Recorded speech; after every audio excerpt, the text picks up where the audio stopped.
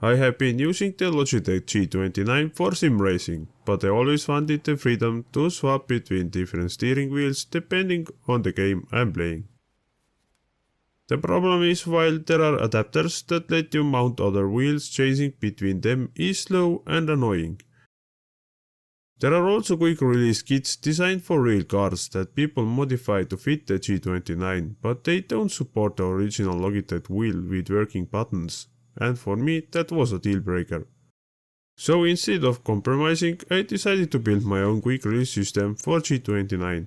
One that's simple to use, keeps the original wheel fully functional and also let me swap to other wheels like my RRS steering wheel in just seconds. In this video I will show you how I built it, the challenges I ran into and whether it actually holds up during racing. The first step was removing the original steering wheel from G29. That part was pretty straightforward and there are plenty of tutorials online showing how to do it. After the wheel was removed, I started to model the mounts for the wheels and quick release system. After many hours modeling and test printing, I ended up with that design. I decided to go with a spline shaft design. I used 5 large teeth to make it strong and durable and cut off bottom part to make the bars easier to 3D print. To get the best fitment, I did multiple test prints. After a lot of test prints, I realized that I need to change print rotation. So I changed things up. The part that mounts to the G29 base is now printed upright, while the shaft piece that attaches to the wheel is printed on its side. This way the layers are aligned better with the forces, making the whole setup much stronger and more reliable. Also the connection sound is much better. To lock both halves of the quick release together, I needed some kind of locking mechanism. I wanted something that would be strong, reliable and as simple to use as possible, so I ended up going with a locking pin design. I ended up printing a lot of different test pins before I finally got the results I was looking for. I wanted the connection to have a little bay as possible while still keeping the locking mechanism smooth and easy to use. To keep the locking pin securely in place during use, I added small magnets inside the print. They help hold the pin in position so it doesn't slide out accidentally, while still keeping it quick and easy to release. When I printed the shaft parts, I post printing and added 2 10 by 2 mm round magnets. When I printed the pin, I did post printing and added one 6 by 2 round magnet. If you are using magnets inside your prints and your printer has steel nozzle, use glue to fix them in place before continuing. Otherwise, there is a high chance they will jump out. I have seen it happen and I have definitely done it myself. About the print settings, I use 0.2 mm layer height, 4 walls, 5 top and bottom layers and 20% gyroid infill. These parts need supports. I did use 3 auto supports except for the custom wheel mount second part. I used normal auto supports. Print orientation is also important. Right orientation gets you stronger parts and better fitment.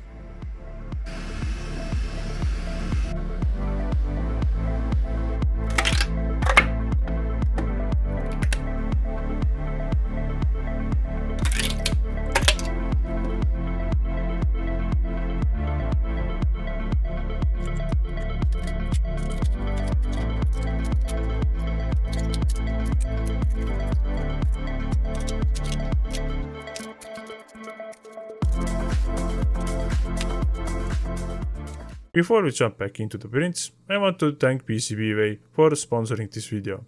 Most people know them for their professional PCB prototyping and assembly, but they also offer a wide range of manufacturing services like CNC machining, sheet metal fabrication, injection molding and even 3D printing.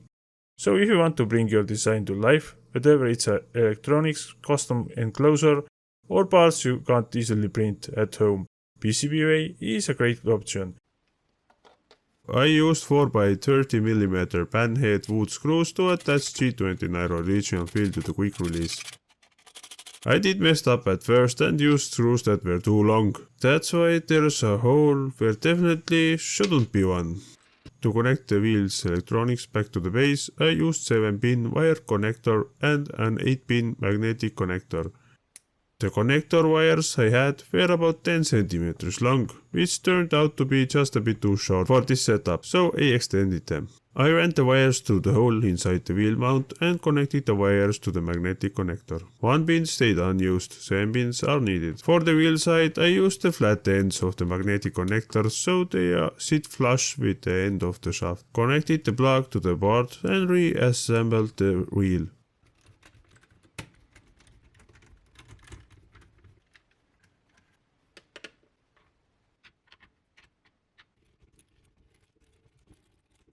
The custom wheel mount is 2-part print, which is secured together using two M6 by 30mm bolts. To make assembly easier and keep everything solid, I added two M6 nuts mid-print. Flat part of the shaft is facing down. The wheel itself is mounted using 6 M5 by 20 countersunk bolts along with the matching M5 nuts. I did consider other options like wood screws or heated inserts, but in the end, bolts and nuts feel like the most reliable solution. And if these ever start to loosen over time, I can always swap them out for lock nuts to keep everything secure. The center of the wheel ended up looking like a big nose, so I made a cap to cover it up. Now it looks much better. The second half of the quick release wiring uses a 7-pin female connector on one end, and on the other end it has the opposite half of magnetic connectors set I did use before, and the magnet connectors is secured in place with two small screws.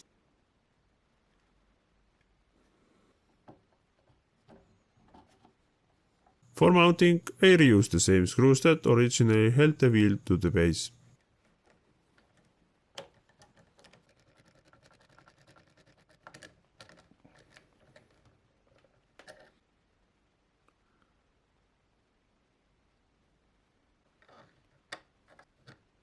And the last thing to do was to attach the knob to the pin, so it will not fall out and it's easier to pull. When connecting the wheel, the locking pin should be facing down, that way it automatically locks. And when you want to remove the wheel, just pull out the pin and remove the wheel. The buttons on the OEM wheel was working fine, but I ran into issue when I attached the custom wheel without buttons. The issue was that when I unattached the OEM wheel, the buttons were all engaged. This wheel has only 7-pin connection, but there are more buttons than 7. It means that it don't have separate signal lines for every button. It uses more complicated system. When connector is unplugged, it gets false reading and it will show like all buttons are pressed. After long research, I found a fix to it. I soldered two pins together and installed it to the custom wheel mount. It will still engage all the buttons when I unattach the OEM wheel, but when I attach the custom wheel, it releases the buttons. Not the ideal fix, but for me it will do. In some games, removing the wheel paused the game or changed the view. If you unassign the buttons inside the game, it should be not happening. So overall I think it came out quite good. I did use 238 grams of PETG filament and it took me about 10 hours to print. I have used it for some hours now, it seems to be okay, so how long it will last I will see in the future. So what do you think about it? You can leave your thoughts and questions in the comments. I added STL files link in the description, all the files will be free so you can make one for yourself. And as always, thanks for watching.